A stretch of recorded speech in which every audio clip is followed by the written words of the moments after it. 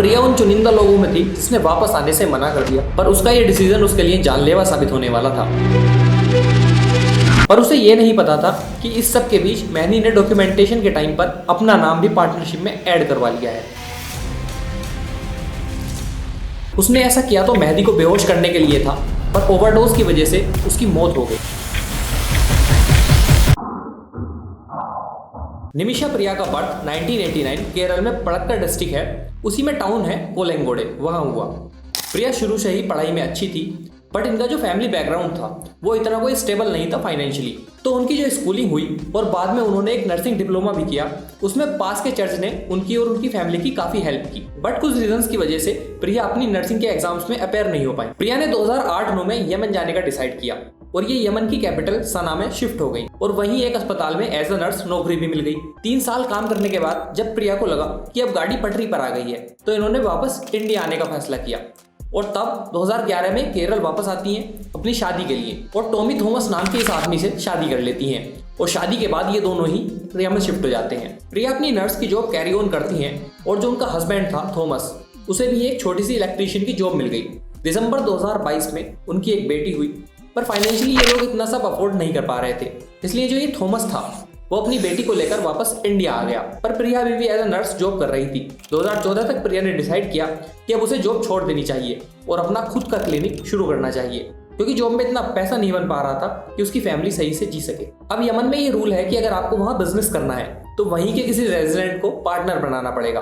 अब यहाँ पर एंट्री होती है तलाल अब्दो मेहदी की। ये जो शख्स है ये वहाँ एक टेक्सटाइल बिजनेस रन करता था और जिस क्लिनिक में प्रिया काम करती थी वहाँ अपनी वाइफ का ट्रीटमेंट कराने अक्सर आता था। वहीं इन दोनों की जान पहचान हुई। प्रिया ने क्लिनिक के बारे में मेहंदी से बात की और वो रेडी भी हो गया। दोनों में एक टाइम पर काफी अच्छी अंडरस्टैंडिंग बन गई थी। जनवरी 2015 में प्रिया को केरल आना था अपनी बेटी की एक रस्म के लिए।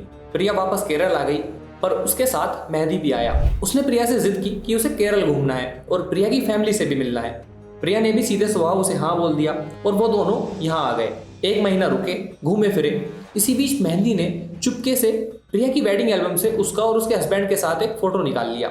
इधर प्रिया और उसका हस्बैंड क्लिनिक के लिए दोस्तों और रिश्तेदारों से पैसे का इंतजाम कर रहे थे और दूसरी तरफ मेहंदी के दिमाग में कुछ और ही चल रहा था।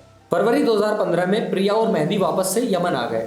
यहाँ आने के बाद प्रिया ने अपने हस्बैंड और बेटी को साथ बुलाने का पेपर वर्क शुरू कर दिया।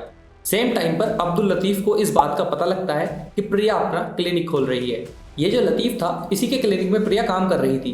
पहले तो इसने काफी परेशान किया और कोशिश की कि प्रिया अपना क्लिनिक ना खोल सके, पर विद टाइम दोनों के बीच एक अंडरस्टैंडिंग बनी कि मेहंदी को पार्टनर बनाने से अच्छा है लतीफ को पार्टनर बनाया जाए। तो प्रिया ने लतीफ को 33% शेयर के साथ पार्टनर बना लिया, पर उसे ये नहीं पता था कि इस सब के बीच मेहंदी ने डॉक्यूमेंटेशन के टाइम पर अपना नाम भी पार्टनरशिप में ऐड करवा लिया है। तभी मार्च 2015 में यमन में सिविल वॉर स्टार्ट हो गया। आसान शब्दों में समझाऊं तो हिस्टोरिकली यमन साउथ और नॉर्थ यमन में डिवाइडेड था।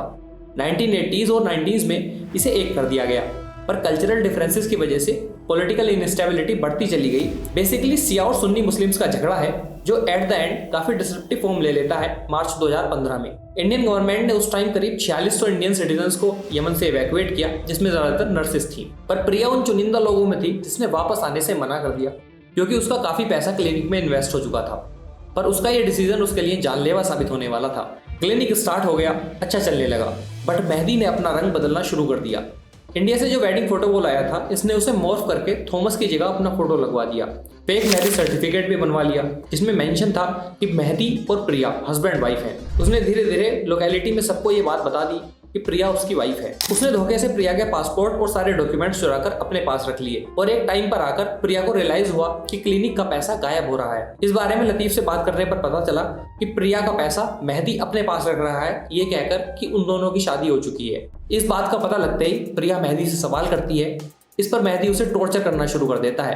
धीरे धीरे सारे राज खुलने लगे कि कैसे मेहंदी ने क्लिनिक में अपना नाम ऐड करवाया और कैसे सबके सामने खुद को प्रिया का हस्बैंड क्लेम किया। इस टाइम पर प्रिया ने मेहंदी के घर वालों से भी बात की और पुलिस कंप्लेन भी फाइल की, पर उल्टा प्रिया को ही 6 दिन जेल में काटनी पड़ी। वो प्रिया को फिजिकली और मेंटली टॉर्चर करने लगा। कई बार तो नशे करके अपने दोस्तों के साथ इसके घर आता और वो सब इसके साथ जबरदस्ती करने की कोशिश करते। प्रिया ने बताया कि उसने कई रातें सड़कों पर गुजारी हैं। प्रिया की वजह से मेहंदी कई बार जेल गया, जिस वजह से वहां के वार्डन को प्रिया की पहचान हो गई। और फिर एक रात थॉमस इंडिया में बैठा टीवी देख रहा था, तब उसने न्यूज सुनी और उसके पैरों से मानो जमीन खिसक गई। एक इंडियन नर्स ने अपने हस्बैंड को मार दिया। प्रिया ने थॉमस को जेल से कांटेक्ट किया और सब कुछ बताया कि कैसे उसकी जान पहचान पास की जेल के जेलर से हुई, और उसने ही प्रिया को सजेस्ट किया, तुम एक काम करो, पहले इसे बेहोश करो और फिर अपने पासपोर्ट और डॉक्यूमेंट्स लेकर यहाँ से भाग जाओ। एक रात मौका देखकर प्रिया ने उसे एनेस्थीसिया का इंजेक्शन दिया, पर क्योंकि मेहदी पहले से ही काफी ड्रग्स कंज्यूम करता था, उस पर इसका असर ही नहीं हुआ। कुछ वक्त बाद प्रिया ने दोबारा ट्राई किया। इस बार वो कोई गलती नहीं करना चाहती थी, इसलिए उसने कैटामाइन नाम का सेडेशन मेडिसिन का यूज किया और काफी बड़ी क्वांटिटी में कर दिया। उसने ऐसा किया तो मेहदी को बेहोश करने के लिए था, पर ओवरडोज की वजह से उसकी मौत हो गई। इस सबसे प्रिया बहुत घबरा गई और इसी बीच उसने अपनी फ्रेंड को कॉल लगाया, जो खुद एक नर्स थी।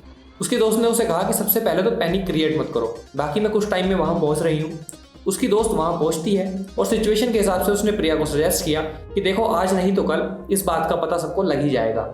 इससे पहले तुम एक काम करो, अपना पासपोर्ट और डॉक्यूमेंट्स लेकर यहाँ से भाग जाओ।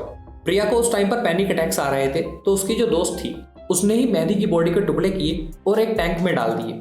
वो दोनों वहां से फरार हो गई, पर इससे पहले प्रिया कंट्री छोड़ पाती उसे सऊदी अरब के बॉर्डर से अरेस्ट कर लिया गया। प्रिया के जो वकील हैं, जो इंडिया में उसे और उसकी मां को रिप्रेजेंट कर रहे हैं, के आर सुभाष, उनका कहना है कि जब प्रिया को अरेस्ट किया गया तब से अब तक उसके प्रॉपर ट्रायल तक नहीं हुए हैं। उसे जूनियर लेवल का वकील दिया गया है, ना कोई ट्रांसलेटर है, और जो भी प्रोसीडिंग्स होती हैं अरबिक में होती हैं। प्रिया के साइन कहाँ कराए गए हैं उसे खुद तक को नहीं पता। और फाइनली 2018 में प्रिया को मौत की सजा सुना दी गई। सेम टाइम पर इंडिया में भी प्रिया को बचाने के लिए कैंप्स चलते रहे हैं। 2020 में सेव निमिषा प्रिया इंटरनेशनल एक्शन काउंसिल भी बनाई गई, बट इंडियन गवर्नमेंट का कहना है कि सिविल वार के चलते यमन में इंडियन एम्बेसीज बंद हैं या लिमिटेड स्कोप पर चल रही हैं। कई बार पेटिशंस भी डाली गई, पर 2023 नवंबर में यमन की सुप्रीम कोर्ट ने प्रिया की अपील को रिजेक्ट कर दिया और जनवरी 2025 में डेथ सेंटेंस को फिक्स कर दिया गया।